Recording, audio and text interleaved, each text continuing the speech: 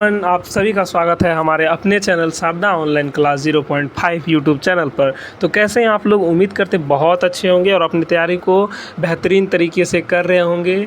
तो आपकी तैयारी में और आपकी तैयारी को और बेहतर बनाने के लिए ये वीडियो बहुत ही ख़ास होने वाला है आपके लिए, क्योंकि इस वीडियो में आपका केमिस्ट्री का चैप्टर 4, जी हाँ, कार्बन और उसके यौगिक, जो आपका चैप्टर 4 में है, उसका 35 ऑब्जेक्टिव क्वेश्चन जो कि बहुत महत्वपूर्ण है। ये पिछले 5-6 साल का प्रीवियस क्वेश्चन होने वाला है 35 गो, और आपके लिए इम्पोर्टेंट भी होने वाला है। तो उम्मीद करते हैं कि आप लोग तैयार होंगे कि हाँ अब शुरू किया जाए। तो फटाफट से शुरू करते हैं बिना टाइम वेस्ट किए। चलिए, क्वेश्चन नंबर 1 देखिए कि कार्बन की परमाणु संख्या कितनी होती है। अगर ऐसा क्वेश्चन आता है तो मेरे प्यारे साथियों, आप सभी लोग ऐसे क्वेश्चन को तो नहीं है छोड़िएगा, ये हमें उम्मीद है, उम्मीद क्या भरोसा है। चलिए, 1 नंबर का जो है आपका क्या हो जाएगा, C 6 है। कार्बन की परमाणु संख्या क्या है, 6 है। और कम से कम आप परमाणु संख्या 1 से लेकर के 30 तक याद कर लीजिए, आपको इंटर तक काम आ जाएगा। चलिए, 2 नंबर देखिए क्या कह रहा है कि हीरा और ग्रेफाइट कार्बन के क्या हैं, समावयवी हैं, समस्थानिक हैं, बहुलक हैं या अपर रूप हैं। तो इसका D हो जाएगा, अपर रूप हैं। समझ में आ गया कि नहीं?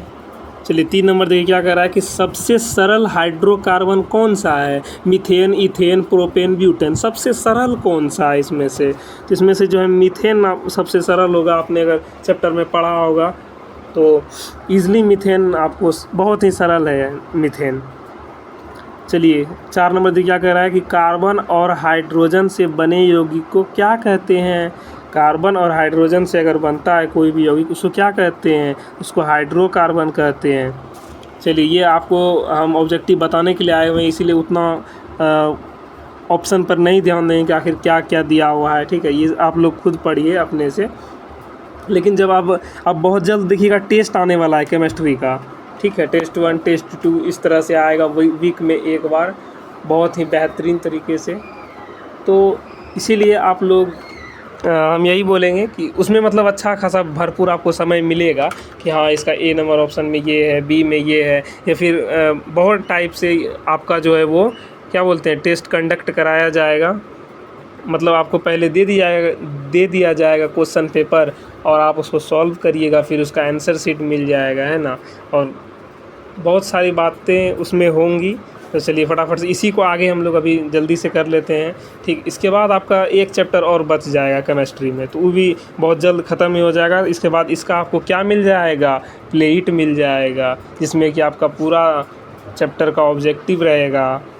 चलिए, 5 नंबर देखिए क्या कह रहा है कि वायुमंडल में CO2 गैस की उपस्थिति कितनी है। यानी कि कार्बन डाइऑक्साइड जो है वो वायुमंडल में, हमारे एटमॉस्फेयर में कितना % है। तो 0.03%। इसको आप याद रखिएगा, 2012 में भी पूछा, 17 में भी पूछा, क्या पता अगला नंबर 2027 हो। चलिए, 6 नंबर देखिए क्या कर रहा है कि सल्फ्यूरिक अम्ल का रासायनिक सूत्र क्या होता है। ये पहले का ही क्वेश्चन है, ये इस चैप्टर का नहीं है, तो इसका होगा H2SO4। 7 नंबर देखिए क्या कह रहा है, कार्बोक्सिलिक, देखिए यहाँ पे लिखने में मिस कर दिया है, ये थोड़ा सा गड़बड़ कर दिया है भाई साहब ने, इसको अच्छे से लिखना चाहिए। चलिए कोई बात नहीं, इंग्लिश में लिखा हुआ है, आप लोग इधर ध्यान ना दें, हो जाता है, इंसान से गलती होती है।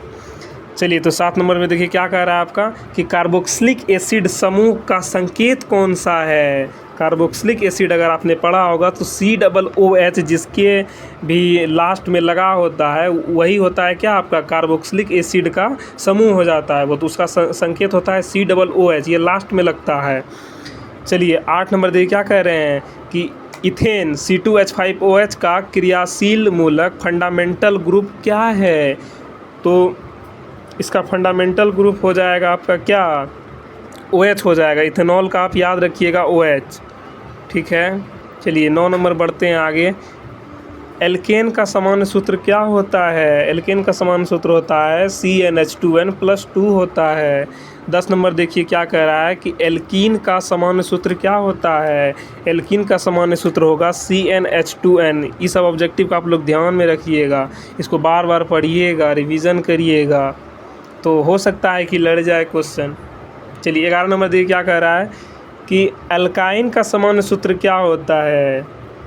एल्काइन का सामान्य सूत्र होता है CnH2n-2 होता है।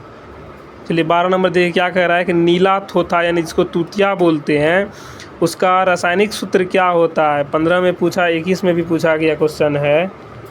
चलिए 12 नंबर का हो जाएगा B number option CuSO4 × 5H2O। 13 number देखिए क्या कह रहा है कि ग्लूकोज का रासायनिक सूत्र क्या होता है। ग्लूकोज का रासायनिक सूत्र आपको पता ही होगा C6H12O6 होता है। 14 नंबर देखिए क्या कर रहा है, चीनी का रासायनिक सूत्र क्या होता है। चीनी का आप लोग को पता ही होगा क्या होता है, C number option C12H22O11। 15 number question देखिए क्या कह रहा है कि CNG का मुख्य घटक क्या है। CNG का मुख्य घटक है आपका मीथेन। क्या, मीथेन। बोलते जाइए याद हो जाएगा। चलिए 16 नंबर देखिए क्या कर रहा है कि LPG का मुख्य घटक कौन सा है। LPG जो है उसका मुख्य घटक कौन सा है, उसका मुख्य घटक है ब्यूटेन। ठीक है। 17 नंबर देखिए क्या कह रहा है कि बेंजीन का अणुसूत्र क्या होता है। बेंजीन का अणुसूत्र बहुत ही ज़्यादा इम्पोर्टेंट है आपके लिए, तो बेंजीन का याद रखिएगा, आपका हो जाएगा सी नंबर C6H6। ये क्वेश्चन एग्ज़ाम में पूछता है अक्सर, मतलब यहाँ पे ईयर मिसिंग भी है ना, तो और 1-2 साल पूछा है। 18 नंबर देखिए क्या कह रहा है कि स्वच्छ ईंधन का उदाहरण कौन सा है। स्वच्छ ईंधन जो होता है उसका कौन सा इसमें से आपको एग्जाम्पल लग रहा है, तो इसका LPG है। स्वच्छ ईंधन LPG होगा। 19 नंबर देखिए क्या कह रहा है कि एक अणुसूत्र परंतु विभिन्न संरचना सूत्र वाले यौगिक क्या कहलाते हैं। समावयवी। क्या कहलाता है, समावयवी। चलिए 20 नंबर देखिए क्या कह रहा है आपका कि एल्डिहाइड है ना, एल्डिहाइड श्रेणी के यौगिकों में कौन सा क्रियाशील समूह मौजूद होता है।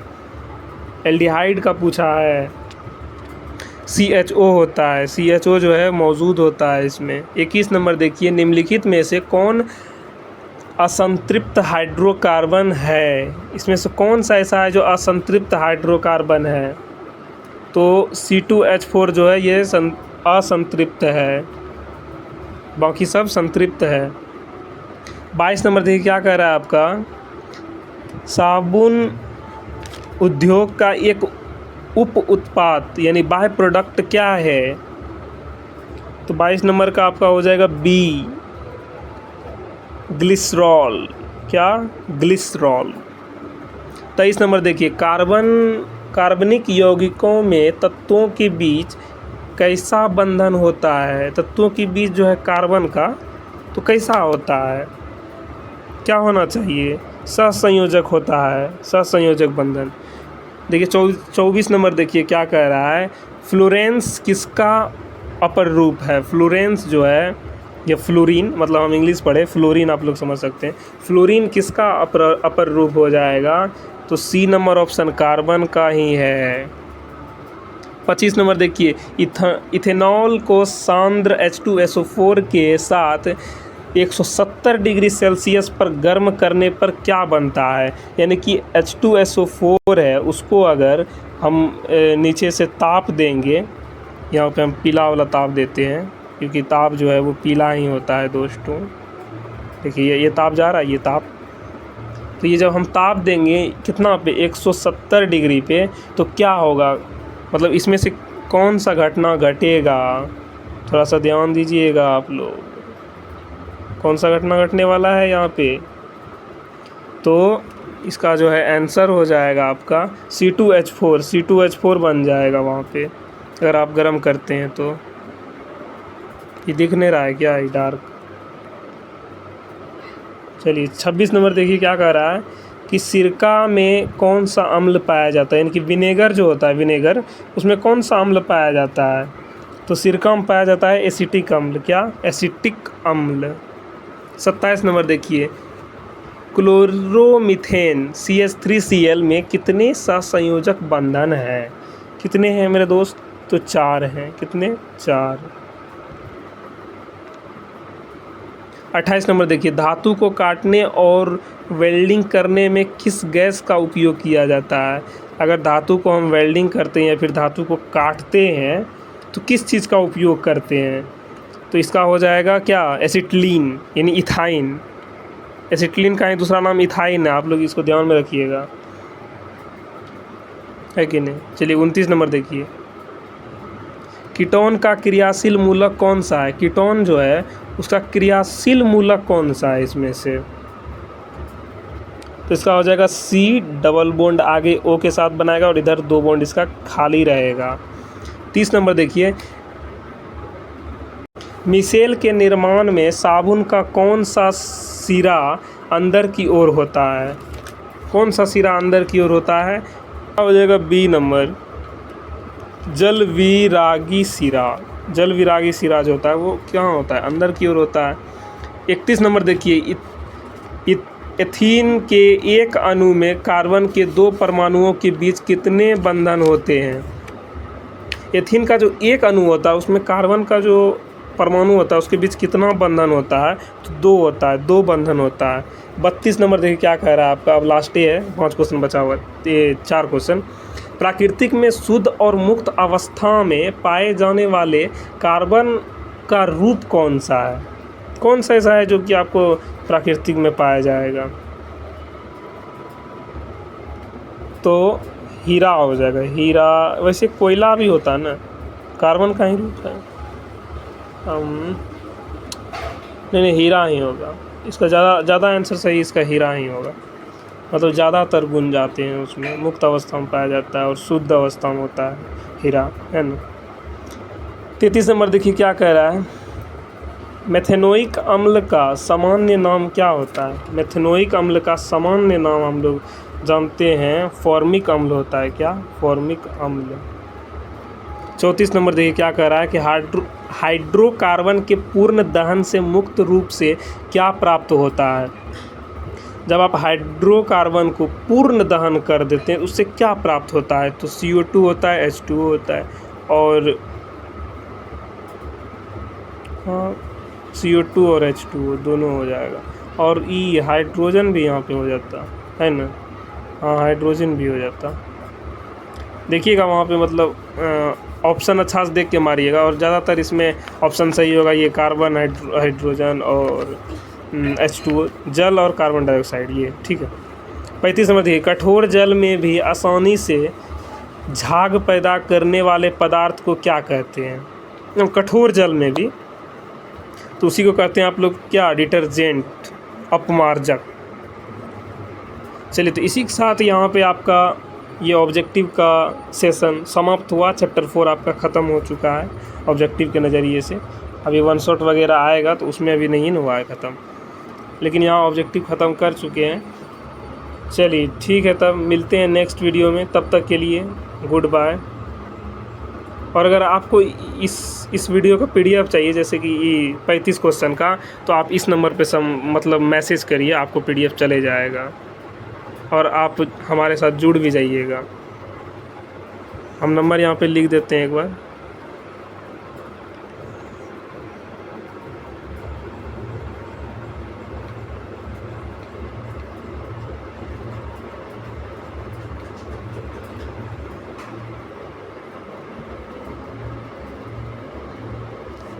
नंबर देखिएगा, मिटाएंगे भी फिर।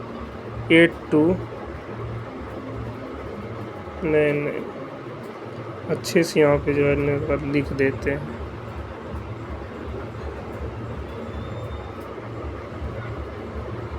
8271669136। ठीक है, इस नंबर पे आप मैसेज करिए, आपको मिल जाएगा, और आप ग्रुप में भी हमारे साथ जुड़ जाइएगा। ठीक है, तब तक के लिए धन्यवाद। मिलते हैं नेक्स्ट वीडियो में। तब तक के लिए हंसते रहिए, मुस्कुराते रहिए, और अपनी तैयारी को बेस्ट तरीके से पढ़ते रहिए। हमारा नेक्स्ट वीडियो बहुत जल्द आपको कल ही मिल जाएगा, कल। ठीक है, बाय।